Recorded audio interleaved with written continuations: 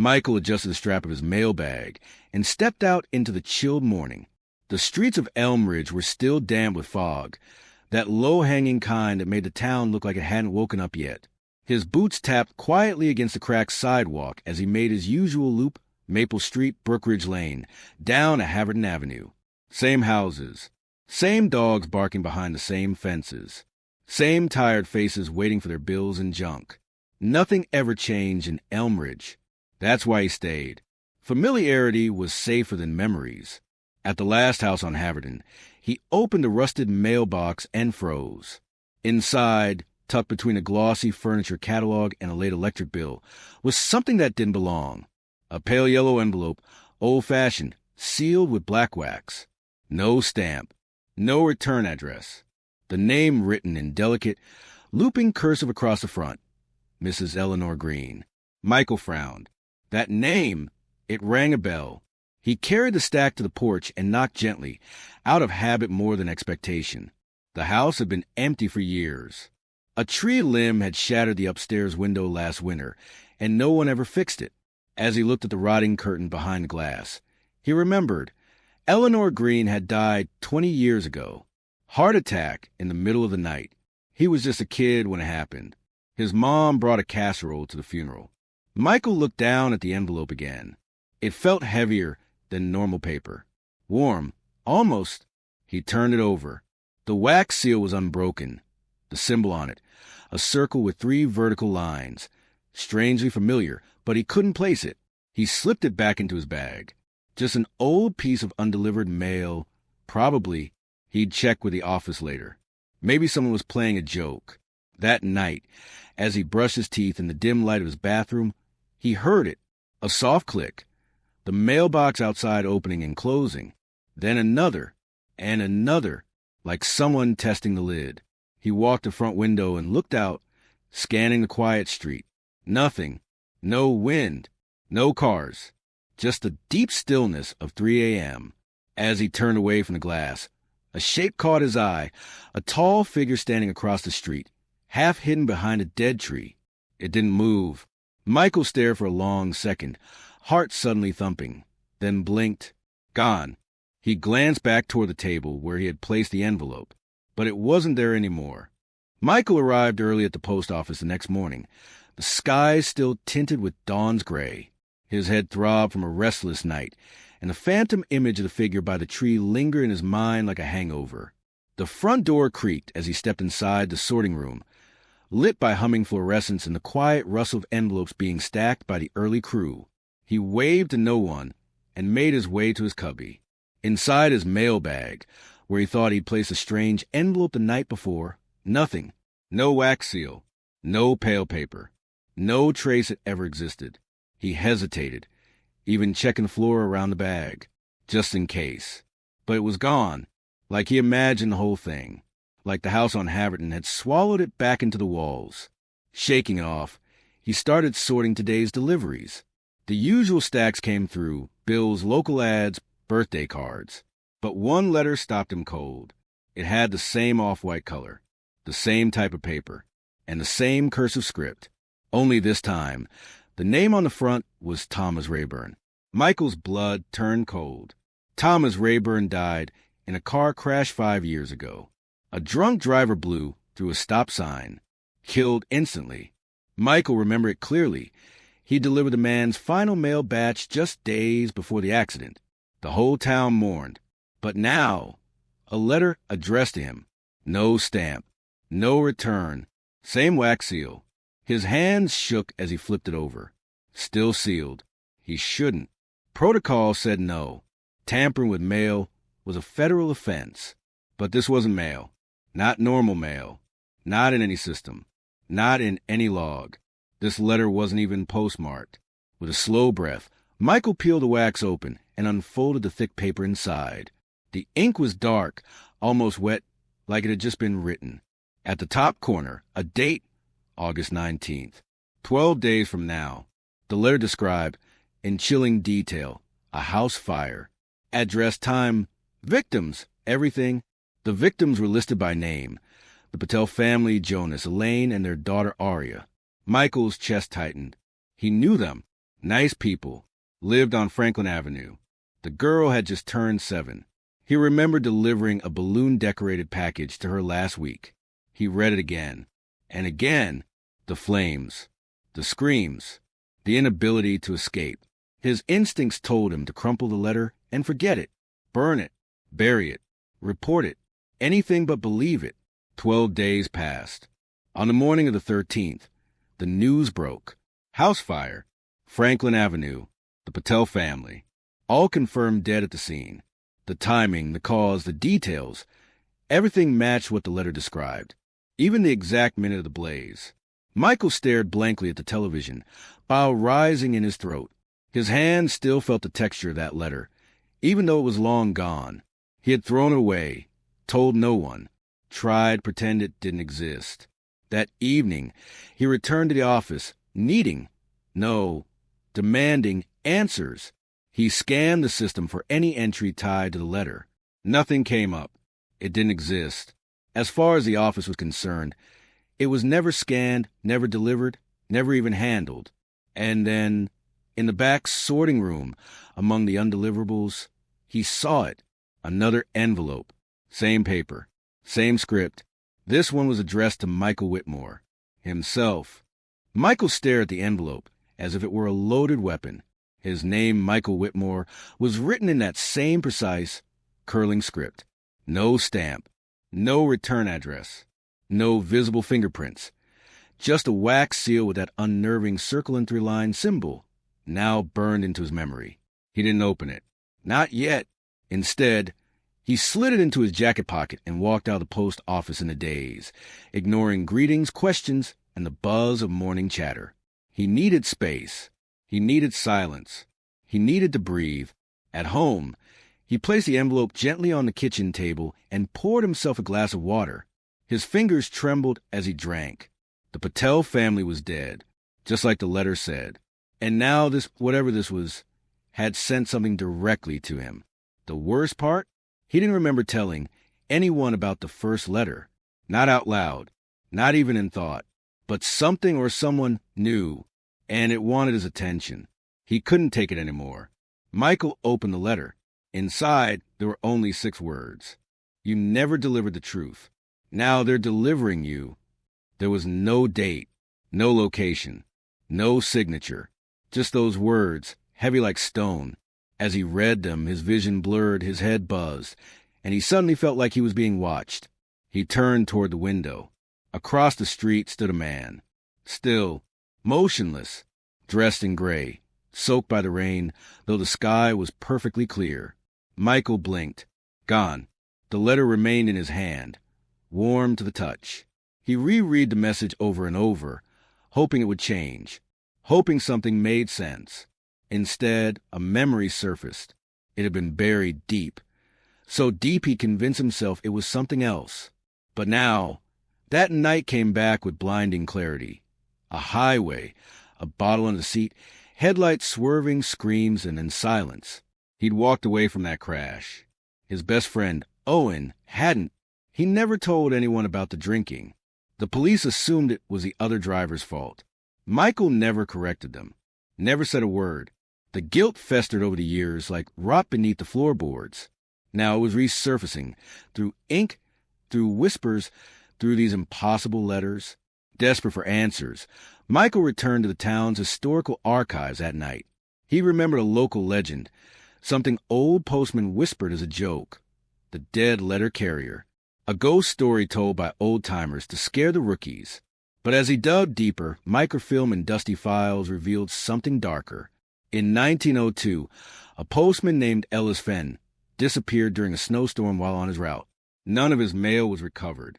2 weeks later, letters started appearing at homes, addressed to people who had already died. Letters that foretold deaths, confessions, even murders. The town buried the reports, dismissed the stories as mass hysteria. But the letters kept coming. Not often, just enough to remind people they weren't safe from the past. Michael's breath caught as he flipped to a faded photo from 1901, Ellis Fenn, standing beside a cart, wearing the same gray coat as the figure he'd seen outside his window. At home, he found ink stains on his fingers. His shoes were wet with rain he hadn't walked through, and inside his coat pocket was another envelope. He hadn't put it there. The envelope in his pocket was dry, the ink on the name freshly smudged, as if it had been written just seconds before. His fingers twitched as he pulled it out, knowing without looking that it would be the same paper, the same wax seal, the same sick symbol. This time, though, there was something new. The envelope didn't say Michael Whitmore. It didn't say anyone's name. It simply said, "Speak." Michael's heart pounded as he stepped backward, as if the word itself had pushed him. Speak what? Confess? Scream? The air in the room grew thick, like water rising around him. Shadows seemed to stretch along the walls as if reaching toward him. He set the envelope down on the kitchen table and turned on every light in the house.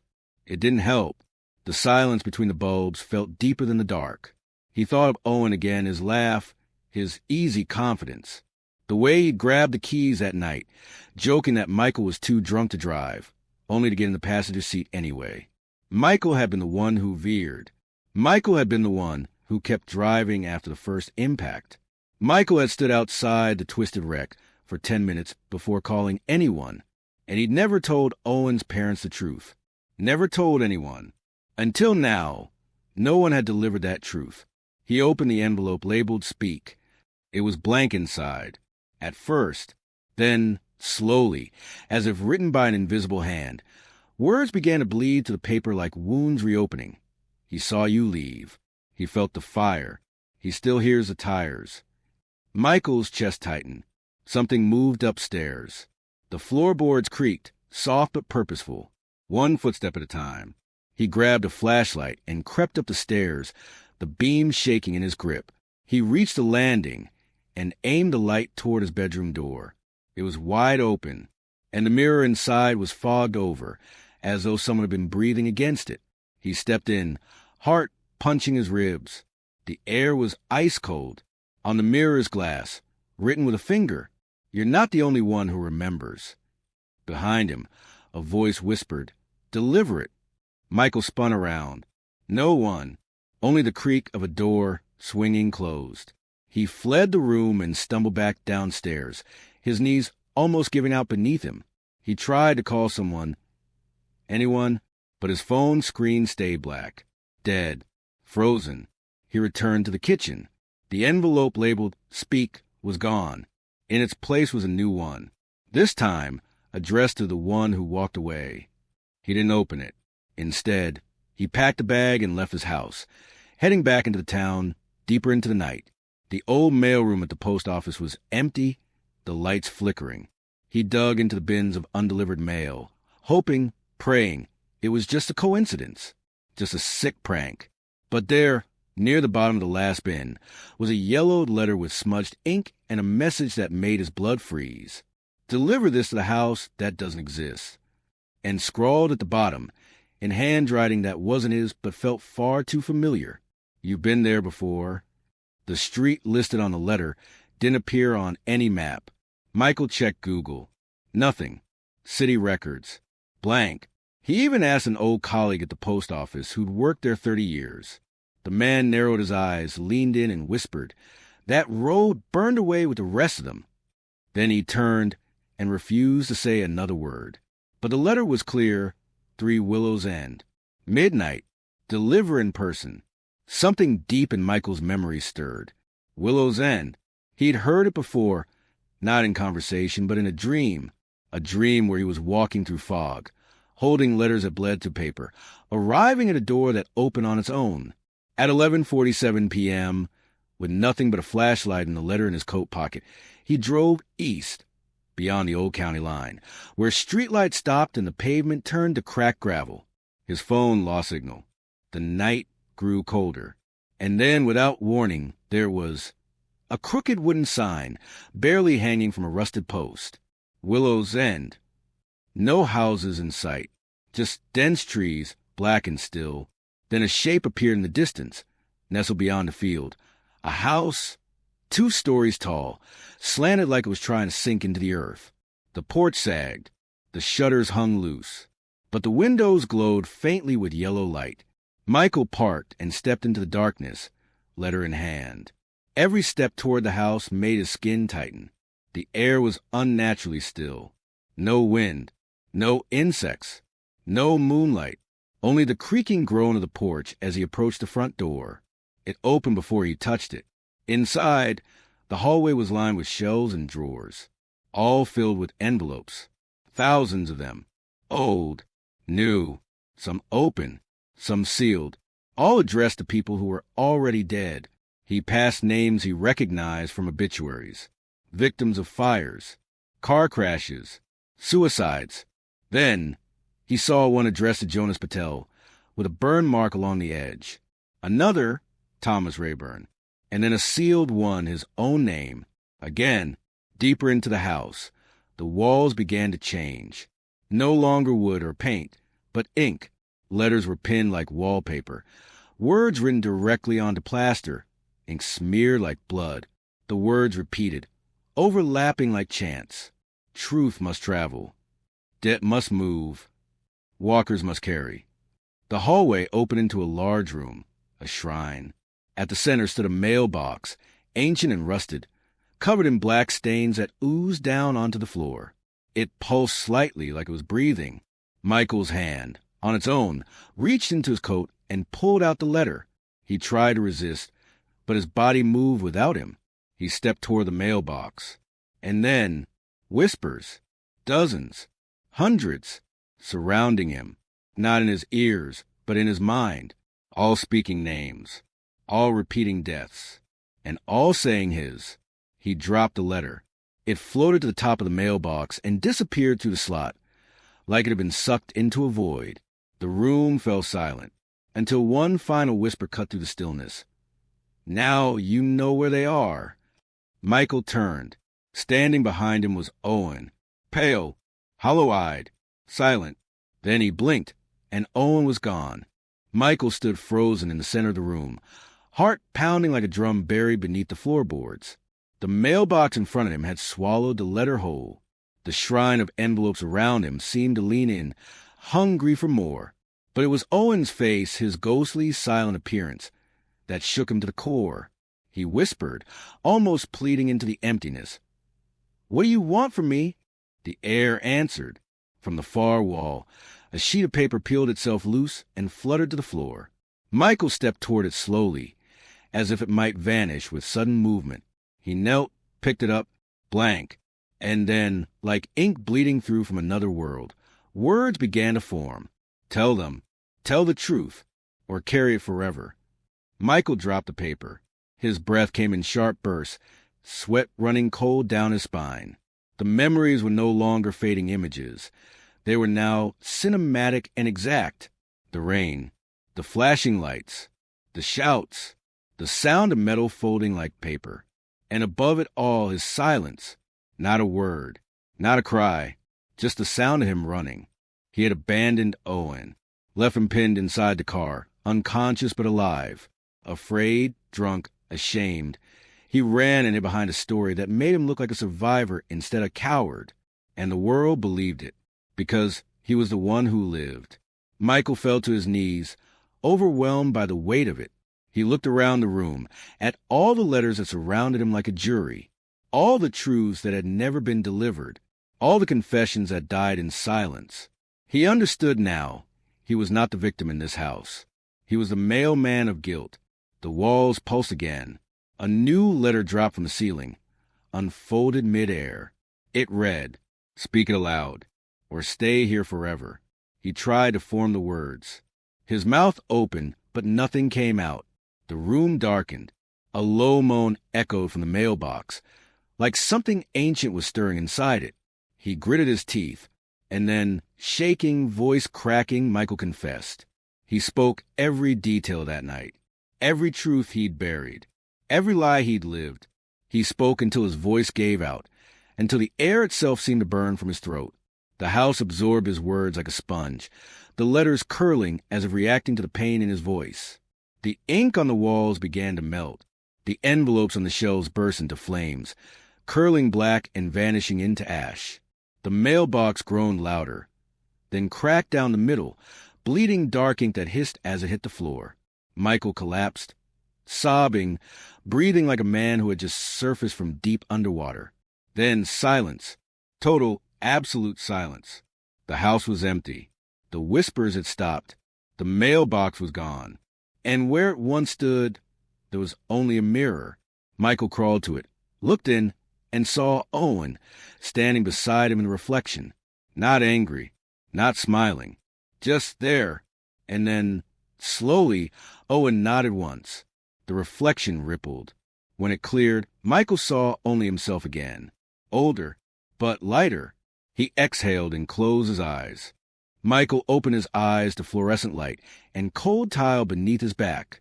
The post office. He was lying in the back room, just outside the sorting area, as if he collapsed after a long shift. The silence was normal again, mundane, familiar. No whispers, no breathing shadows, just a low hum of the ceiling lights and the tick of the office wall clock. For a long time, he didn't move. Then slowly, carefully, he sat up and looked around. No letters, no ink on the walls, no rusted mailbox bleeding from the floor. It was morning, the kind that felt like starting over. He stood and walked to the front counter. His mailbag was resting on the hook, zipped and light. He checked the shelves. Nothing strange, just normal packages and envelopes, typed addresses, stamps, postmarks. The nightmare, or whatever it was, seemed to have ended. He stepped outside into a cool breeze and pale sunlight.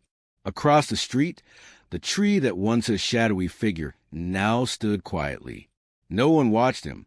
No one whispered. The world felt still, but not heavy. He felt clean, emptied, not forgiven, maybe, but honest. And that was something. Back at his desk, he sat down with a shaky breath. His hands no longer trembled. His thoughts were clear. He leaned back in the chair and let the silence wash over him. Then he saw it, on the center of his desk. One letter, off-white, no stamp, no return address. His name written in a tight, unfamiliar hand. He stared at it for a long time, then reached forward.